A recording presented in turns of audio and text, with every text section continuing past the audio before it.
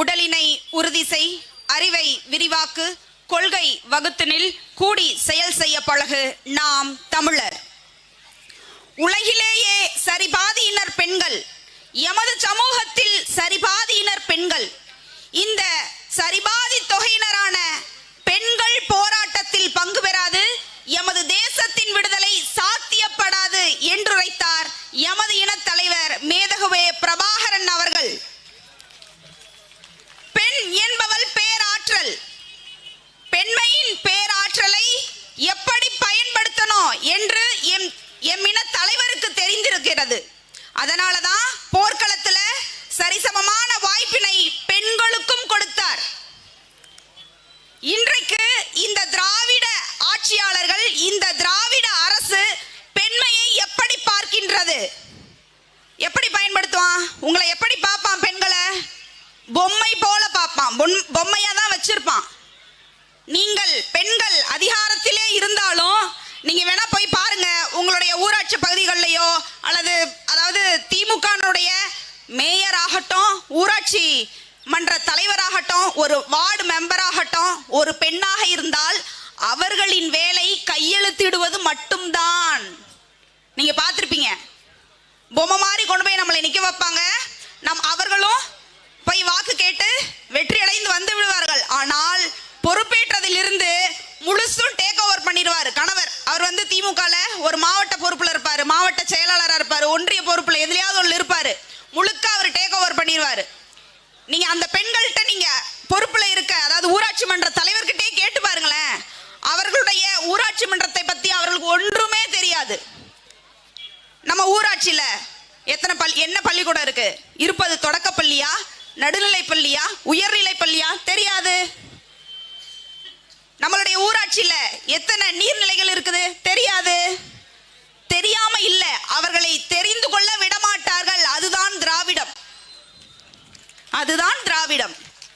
உதாரணத்திற்கு உங்க எல்லோருக்கும் தெரியும், சென்னையின் மேயர் பிரியா, சகோதரி பிரியா அவர்கள் படித்தவர் இல்லையா? ஆளுமையானவர் இல்லையா? அவருக்கு ஆளுமை திறன் இல்லையா? ஆனா அவர்கள் எப்படி நடத்தினார்கள் என்பதை அனைவருமே பார்த்திருப்பீர்கள். அப்படித்தான் நடத்தும் திராவிடம் பெண்மையை, பெண்களை. அடுத்தது என்ன செய்வான்? பெண்மையை அவர்கள் எப்படி பயன்படுத்துவார்கள் அப்படின்னா, ஒருவன் திராவிடத்தை எதிர்த்து போரிட்டு வரான் அப்படின்னா அவனை அடக்குவதற்கு, ஒடுக்குவதற்கு பெண்ணை பயன்படுத்துவான். நமக்கும் நடந்துச்சு, உங்களுக்கு எல்லோருக்கும் தெரியும். முதல்ல வழக்கு போட்டு பார்ப்பான், அடங்கலையா?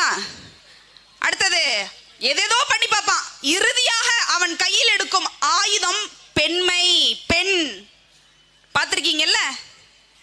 இப்படியாக பெண்களை இழிவுபடுத்துவதற்காகவே பயன்படுத்துவான், ஆண்களை அடக்குவதற்காக பயன்படுத்துவான். அடுத்தது எதற்காக பயன்படுத்துவான்?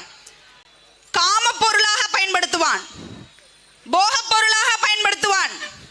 உங்களுக்கு தெரியும், இங்க சேலத்துல இளைஞர் அணி மாநாடு என்று ஒன்று நடந்தது.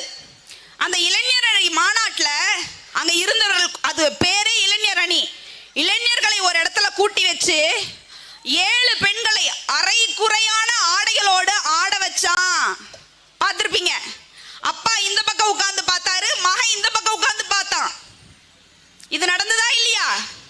பின்னாடி கலைஞர் உட்கார்ந்து பார்த்துட்டு இருப்பாரு, இந்த பக்கம் ஸ்டாலின், அதுக்கு கீழே அவங்க மகன், அவங்க உட்கார்ந்து பார்த்துட்டு இருப்பாங்க.